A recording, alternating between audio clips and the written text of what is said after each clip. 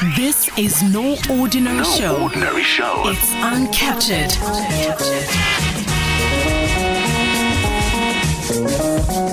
It's 6 minutes past 3. Guess what time it is? It's time to be uncaptured on KFM 95.9 with me, Kgomotso Matsunyani. Mapolo Ndumiso. Wait, Nana. I'm so ashamed to say that I don't have his takazelos at Sakai. I can find them for you. You could? No. I'm prolific. When Really? it comes to that sort of thing. Yeah. Really? Even for the foreigners? Of course. Wow, I've known you for what, 12 years? Not once have you ever mentioned that to me. Yeah, it's because you're always calling me Litebel. But it only comes from a place of love. Welcome. We're still, I don't know if we're celebrating or observing. No, we're observing Women's Month. Yeah? Observing. I like that word. Yeah, no, and there's a big topic that we want to discuss with you today. So it's Women's Month, and in addition, to the usual praises of women's strength, grace, beauty, blah blah blah, there's something very interesting happening in Parliament. Okay, a private member's bill was recently proposed by a member of the member of Parliament who represents the ACDP, the African Christian Democratic Party, and she's Cheryl Dudley. And as an ACDP member, she has tabled a motion that describes itself as standing for Christian democratic principles, in that she's proposing changes to termination of pregnancy, or what we call abortion laws. All right, and she wants them more in line with her religious beliefs and the principles of her party. If you do not know, which is quite staggering, actually, termination of pregnancy in South Africa is legal. It's actually legal. You can go to a private clinic, you can go to a public clinic, and be able to get it legally. There are problems within access. And we will discuss that a bit later. This is since about 1996 or thereabouts? Just about thereabouts, yeah? It's one of those things that, it's legal. And the reason I mentioned that is that 50%, the figures say 50% of all abortions that are taking place in South Africa right now are illegal. That is even more staggering than just 50% in a country where it's legal. Where it's legal, they're already illegal. So we're going to talk to Ms. Cheryl Dudley of the ACDP to see what motivated her to put this particular motion forward. Ms. Cheryl Dudley from the ACDP, welcome to the show.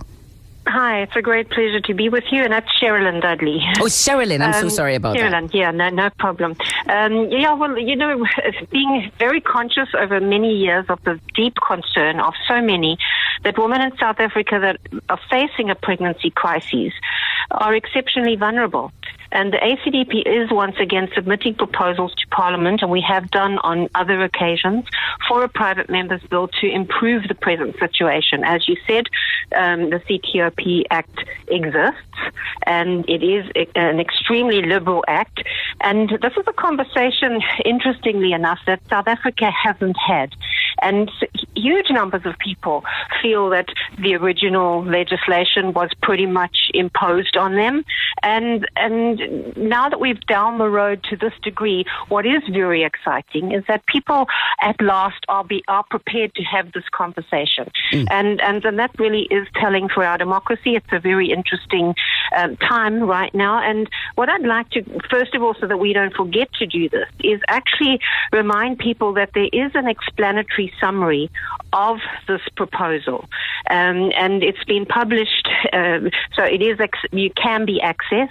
And I would suggest that people read it, because even from your comments, I realize that the bill and the explanation haven't actually been understood. So there's a few discrepancies, which is great. We can chat about it today.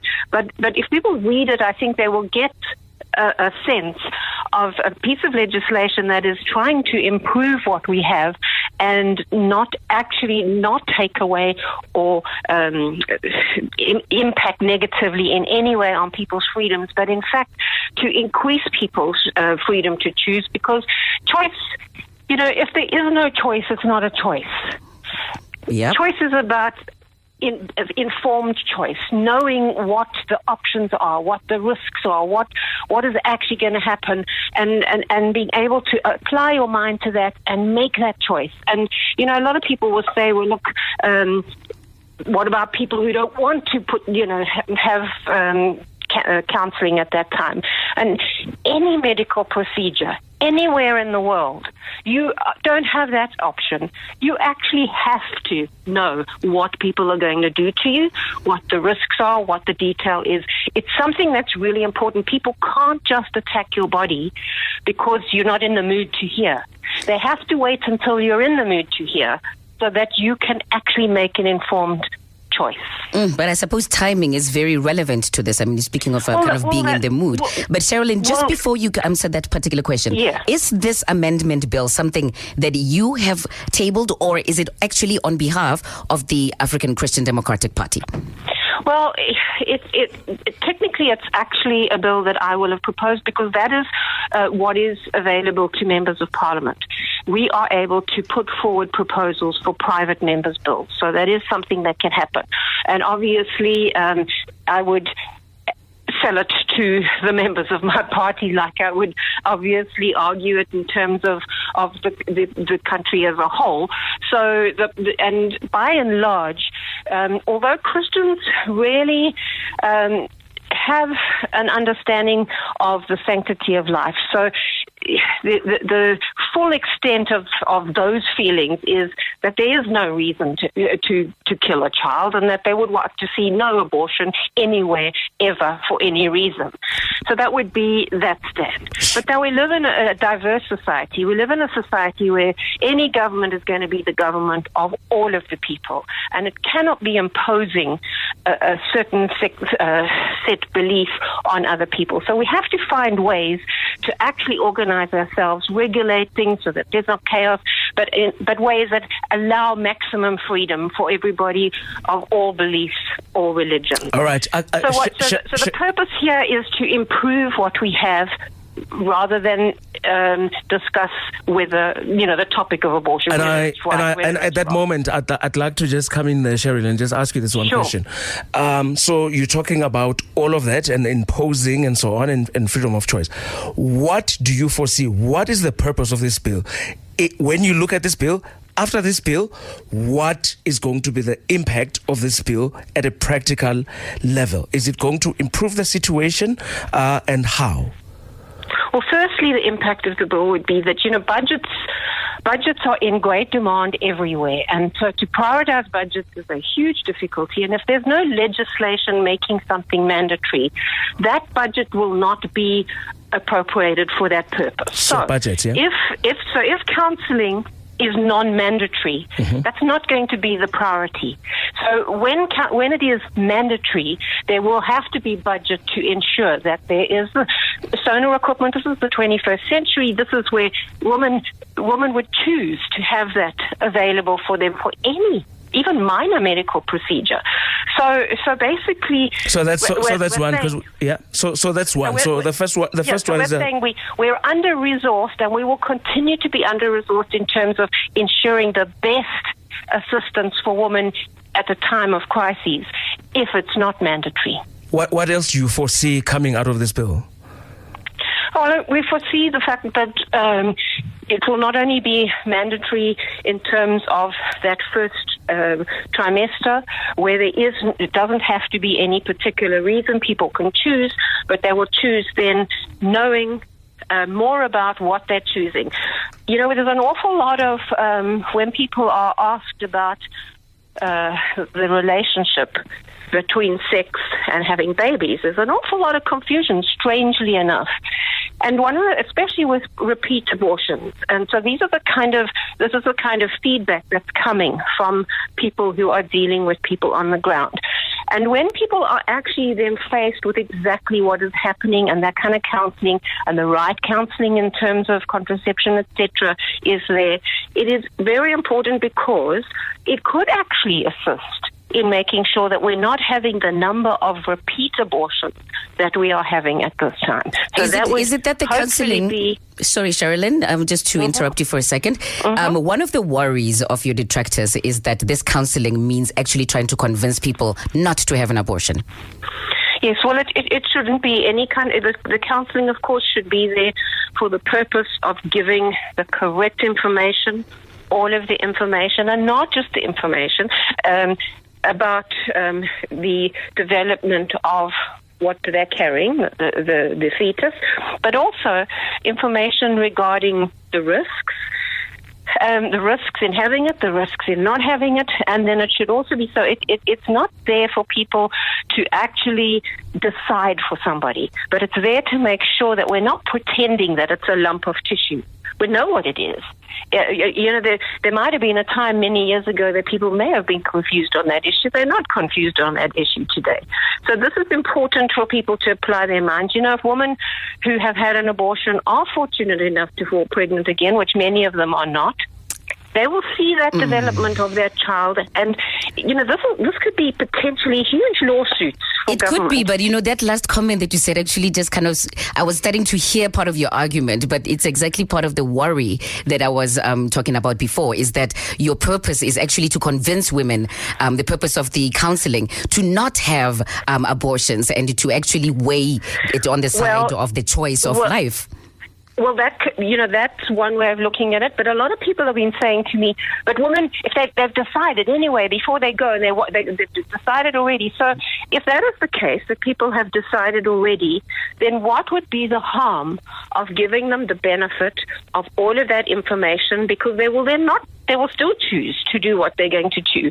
But what about if one woman says, I didn't realize and I see now that I have options? Because remember, that counseling must also talk to if you're going to be thrown out of your home, where can you get a roof over your head? It needs to speak to, what do I do with an angry father? What do I do when my heart is so broken because this boy is going to leave me? What do I do in terms of having no money? Or what do I do if my job doesn't want me anymore? It needs to know what the law is that protects the person in that place. Sorry, Cheryllyn? We need to put resources into assisting those who find themselves in that predicament in that moment. And it's a passing moment. Okay, that is Cheryllyn Dudley, who represents the ACDP. Do you have opinions on this matter? Give us a call, 086-0000-959. But before we hear what you have to say to weigh in on this issue, we're going to have a counterpoint by, it's difficult to say our own because she's not really part of the station anymore, but she'll always be a part of our lives. Dr. Tlaleng, welcome to Uncaptured. Hi. How are you, Dr. T? Good. Yeah, can you hear us? I can hear you perfectly. Okay. Dr. T, I assume you were listening to our conversation just now with Cheryllyn from the ACDP. What's your take on it? Yeah, look, there is a context and a reason to all of this. And I think, the 2019 elections are upon us. And I think for a party like the ACDP, which is really non-existent, they will grab any opportunity to try get attention. And one of the easy things, like the rest of the world, if people are scrambling for attention, they're scrambling for fights, they usually come for women's rights and women's health. And this is just another example of that. And unfortunately, she's using very old US-style tactics and information, and in fact further confuses people that she claims are already confused. First of all, there's a lot of myths that she keeps referring to, that pregnancy crisis. What is pregnancy crisis, first of all? A lot of women who require the services of termination of pregnancy are not in crisis. They are not misinformed. And many of them are already married couples. For whatever reason, life happens and people make this choice. So the narrow definition of who the patient is or who the woman is who requires the service already distorts what we then think of that person and what we think they deserve. And that's another problem. She's speaking on behalf of people, but where is this research? We need the numbers. You can't just keep saying respect the sanctity of life, but the woman in front of me as a doctor, she is life. I'm looking at her and she's saying to me, I need help. And in terms of our counseling, we talk to women and we give them information they require. A lot of them will ask issues about pain management and we discuss that. A lot of them will talk about contraception options and we discuss that. There's follow-ups that happen. We talk about in terms of the consent, the criteria, because some people think they still need other people's permission, to require the service. So there's a lot of stuff that goes on in the consultation room that Cheryllyn tries to portray as if doesn't happen. What she is talking about is people who are not practicing medicine ethically. And in South Africa, there's a lot of illegal abortion providers because people know that women are vulnerable because the system doesn't provide its service which they should be providing. And the health department doesn't give women information in terms of where do you go when you think you are pregnant and you want these options. So often what women then end up doing is even with the little money that they do have, they go to illegal providers because you've seen the posters everywhere advertising there. I must say that is true. I've seen more posters about, and typically those are the same places that can also make your member larger and stop unnecessary pregnancy and all that. They're on the side of the roads. They're everywhere, but I haven't really seen a government, for example, hospital advertising for this service. And that speaks to the whole thing about funding and U.S. funding that funds a lot of our government programs, specifically around HIV and the response to HIV, and how people have deliberately made abortion services as if it's an added extra or a nice to have or a service reserved for those who are deserving. So often enough, you'll hear people say, well, you can have a termination, but only if you've been raped. So a person must be violated first before other people think they deserve to exercise their human right. And the issue about safety concerns, they are completely exaggerated. There is a doctor who's an obstetrician, and he actually recently wrote a book, Dr. Willie Parker, and he describes how there are so many other medical procedures that are much more dangerous than having a termination, and yet no one bats an eyelid. But because it's abortion, people always want to find reasons why they must coerce women into keeping pregnancies that they have decided are unsupportable for whatever reason. And even Cheryllyn herself, she said things like, if you are lucky to fall pregnant after an abortion, which is a complete myth, but they keep perpetuating that because that's the idea that they would like people to think and be fearful and be uncertain. A termination or an abortion does not cause cancer. It does not itself cause infertility, and it will not lead you to have, a discharge that can't be treated or anything like that. And I think if she knows cases where women are not being treated ethically, then she must report those, because that's not how medicine should be practiced. No one will ever say to a woman, come, my clinic does abortions and we can do that for you. No one does that. People come. And remember, a lot of the lawmakers are very far removed from the situation. And she says people are now willing to talk. Excuse me, medicine has been there for decades and centuries. We've been talking about abortion. We are continually improving our protocols to include, things like pain management and including, different tablets that can be used. So what they are trying to do is put more hurdles, further confuse women and put more hurdles and cause time delays, because they know that the Act currently has some limitations in terms of time. So our legislation may be liberal in inverted commas, but it's liberal because the women need protection, and that Act is to protect women. And so what they're trying to do is cause a lot of hurdles for how a person can then decide, because they know time, delays, and presentation are critical for us to be able to deliver the service to women. Is Dr. Tlaleng, who is responding to the conversation that we're having about the ACDP, who are lodging a, what's it called? Well, they basically have got a bill. An amendment yes. that they're suggesting. When we come back, we'll be speaking to the chairperson of the Sexual and the Reproductive Justice Coalition about what this amendment could mean. We're taking your calls on 086 000959, and our guest is Marian Stevens, who's going to give us a quick comment before we go into sports news about the conversation that we're having. Marian, you've been uncaptured. Welcome to the show. Hi, thanks for having me, Kgomotso and Ndumiso. You've Thank heard you so much. part of the conversation that we're having, and we'll pick you up after the break because we certainly won't have enough conversation for what we want to talk about, and we want to engage with other listeners as well. But you are the chairperson of the Sexual and Reproductive Justice Coalition. What are your concerns about this bill that Cheryllyn is suggesting? Right. Well, I pretty much agree with what Dr. T has said, but also just to add that, just some discrepancies and gaps in what she has suggested, that abortion actually has always been legal in South Africa. Prior to 96, it was just inaccessible. We had the Abortion and Sterilization Act, and what that essentially meant is that white women could access and black women were sick and died from unsafe abortion. And she says that we haven't had wide consultation. Well, we've had a lot of consultation. We've had a lot of court cases. The Choice and Termination of Pregnancy Act has been tested in Parliament. It's been tested in a range of the courts, including there was an argument in the Constitutional Court. And I've met her in Parliament in a number of hearings where this is clearly an attempt for the ACDP to find some political relevance. And, it really is desperately concerning in Women's Month in 2017, where we are confronted with a range of issues which we should be looking at. The one area which I think is interesting, which she does comment on, which I think we could actually try and get some traction on, and interestingly, the Parliamentary Health Committee did have some discussion on this recently, is the fact that we are not implementing our abortion law adequately, and the Health Department has not invested in services adequately.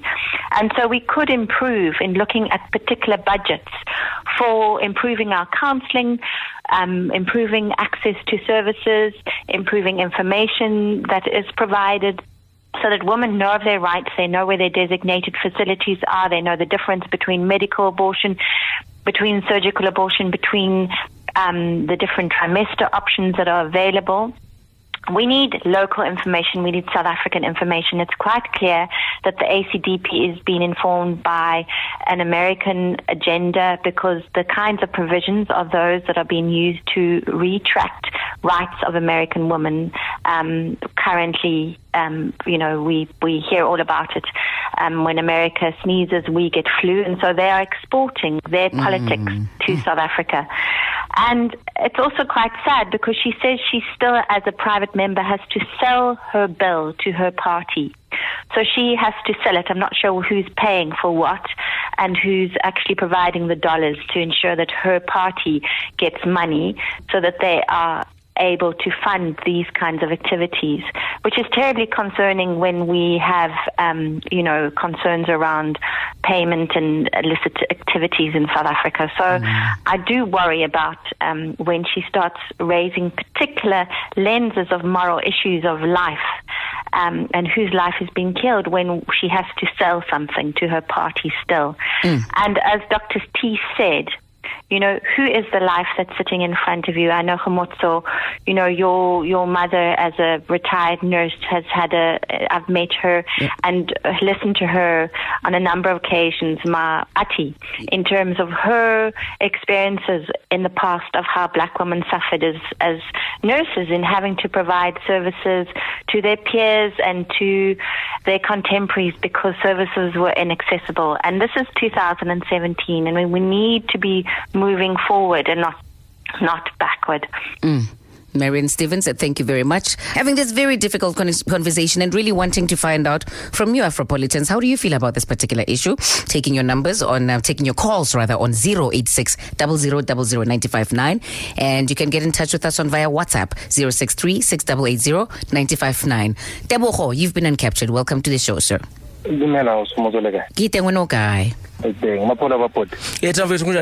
Hi, here's my take on this. Okay. I partially agree with the lady in terms of the consultation process needs to change, and I'm saying this from a point of experience. I had gone through, an ex-partner of mine. Yeah. She and I had gone through an abortion, and she felt that he needed to terminate, and I wanted to keep the baby, I would say, in this case. And, I can't force her to keep it. We therefore then agreed, okay, Shab, let's do it.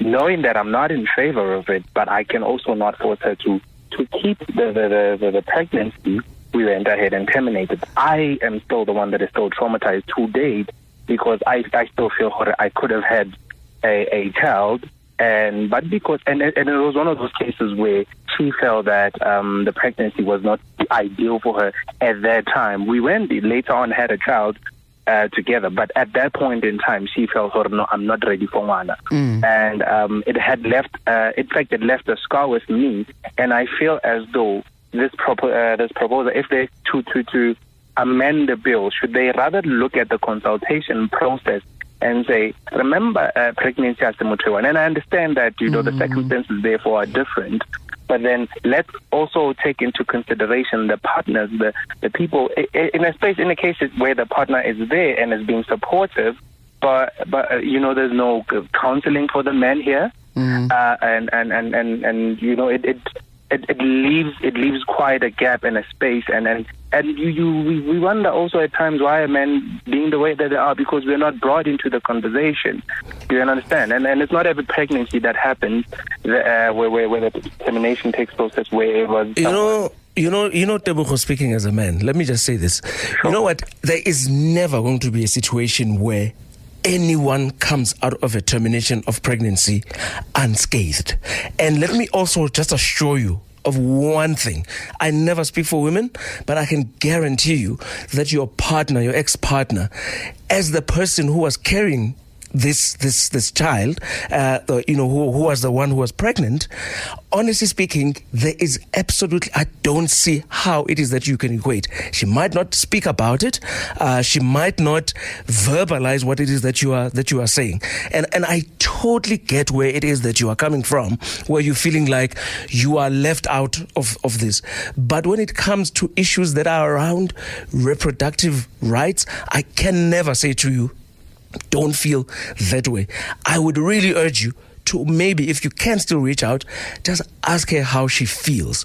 Because to assume that you were the one that came out of this worse than her because she was for and you were against, there is never any situation where anyone comes out and they go, yippee, it's done.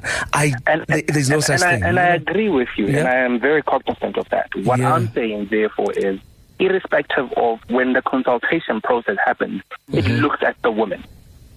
It looks at the woman, but you understand why? As it should, really should. No, but also, here's my thing here. I understand that she's the one going through the process, the procedure, right? And guys, at the end of the day, we are not numbers; we are people. I heard your doctor say, give us the stats, give us the numbers. There's people here; it's a human being that we're dealing with. This person is emotional. Yeah, but the reason she was saying that, don't deal with things. I'm sorry, Tebogo, is because the other person was saying, I talk to people all the time, and lots and lots of people. So it's a counterpoint for people who are obviously arguing with different things. Tebogo, here's a question. I completely hear you, that there should be a voice for men. I may not agree with it, but I hear you, and I can empathize with this. Here's a question that I have. What if you were the one who wanted the termination and your ex-girlfriend did not want it? How would you have felt about a woman who brings a child into this world that you are asking her not to? And also, here's to answer this. It may sound defensive, and I totally understand where you're coming from. When the shoe is on the other foot, how would I have reacted? Sure. I am saying, irrespective of how things went, when they are looking at this bill, can they then look at the consultation process? I'm not blaming the woman. I was there with her. Sure. I took her there. We were together. Sure. But I was not part of the consultation process. Do you understand? So even when the counseling happening, the man is sitting outside, the woman is inside. And big up to you, Tebogo, for being that. You get what I'm saying? I'm not saying. I didn't. She didn't just run off. We sat down. Dude, I'm pregnant. We are pregnant, and I don't feel like keeping the baby. Okay, how do we then do? Let's terminate. Okay, set up a date. Let's go. And I was there with her, hand in hand. But I just felt that in terms of as a man, I'm just merely there. I don't know what to do. Just really to support this woman. But thereafter, when she goes for these how we can, for lack of a better word, post-traumatic sessions, the man is not included. So, dude, how do you feel about this? Totally. So, or even if I was for the termination, was I informed? Was I well informed when I made the decision? Totally. You know what I'm saying? And then, I hear you. Those are the things that I feel, Hore, let's start looking at that. I was there. I was part of the decision. She didn't leave me out of this thing. We went together. But when the process because the bill speaks to the process or the technicalities, can we then look at the emotive? Can we look at the human beings that are going through the thing collectively? Therefore, society should not be one-sided. I don't know if I'm not saying that. I'm not. I hear you. No, Tebogo, we hear you, my brother. I promise you, we hear you. We hear you, and we acknowledge and we appreciate that you have this particular point of view. And thank you very much for participating. And thank you also for being that kind of man. Yeah. And thank you so much for also being that kind of man who was there and participated. And as a result of experience, you have a point to make about how it can be done better. Eh? However, having said all of that, women are the ones who are at the brunt of this. We are the ones who have to carry this. And unfortunately, I know, Tebogo, and I hear you and I feel you that maybe your consultation should have been sought more, but we're literally the ones left holding the baby. So just for that reason alone, I'm going to say, ultimately, I'm going to defer to women. When you as a man do not use a condom, men only have one chance of not having a child, not getting a disease. If you are having sex without a condom, that moment is the moment that you're deciding whatever decision is going to be taken by my wife, by my girlfriend, ultimately is going to be hers. You are giving up your right to decide on your fertility at that point. In other words, Utebogo, in as much as you are deferring to women, he also deferred to the women at that point. Yeah, I guess. He did. But he didn't like it necessarily, and it didn't make him feel good. And for that, I can completely respect how you feel. I want to bring in Marian Stevens again from the Sexual and Reproductive Justice Coalition. Marian, you heard Tebogo. What can you say about that? Yeah, no, thanks, Kgomotso. I heard his concern and his feelings of feeling left out and his hole wherever he is. And I agree with you, Kgomotso, that actually the complexity is, he had the opportunity to negotiate contraception with his partner. And in that time of negotiation, you discussed whether you're going to be having a child or not. And that's actually when you decide together and aspire to having a family and to explore one's fertility. And I think men need to consider that, because after you have ejaculated, the sperm goes into a woman's body, and that is, in a sense, the pregnancy happens in the woman's uterus. And it's her body, it's where her skin begins and ends, and ultimately the whole being of becoming pregnant, the feelings associated are hers and hers alone, really, and we call that bodily autonomy. And if one looks at their relationship, clearly there were issues in negotiating contraception and issues that she felt that she was not ready. And clearly there's a relationship issue that she was not feeling ready. And maybe it's not about the abortion per se, but it's about what's happening in the relationship. Why was she not ready that she could feel able to grow this pregnancy in partnership with her partner and have that child? Why did she feel that she had to stop it and to have an abortion?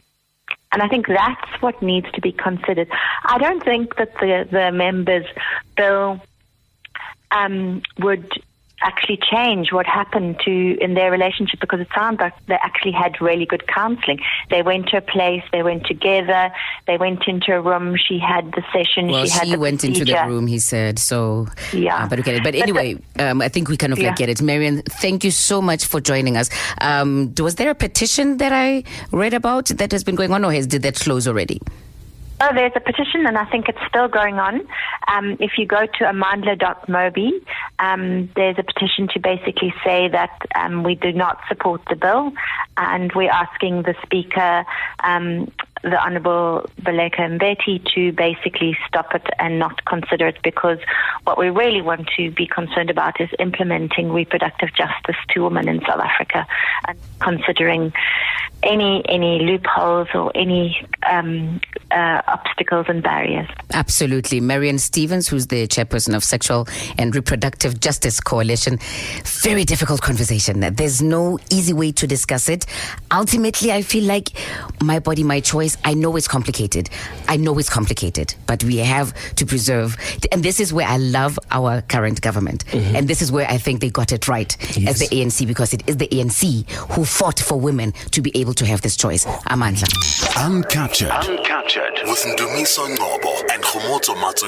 Every Monday to Thursday from 3 to 5 p.m. on Kaya FM 95.9.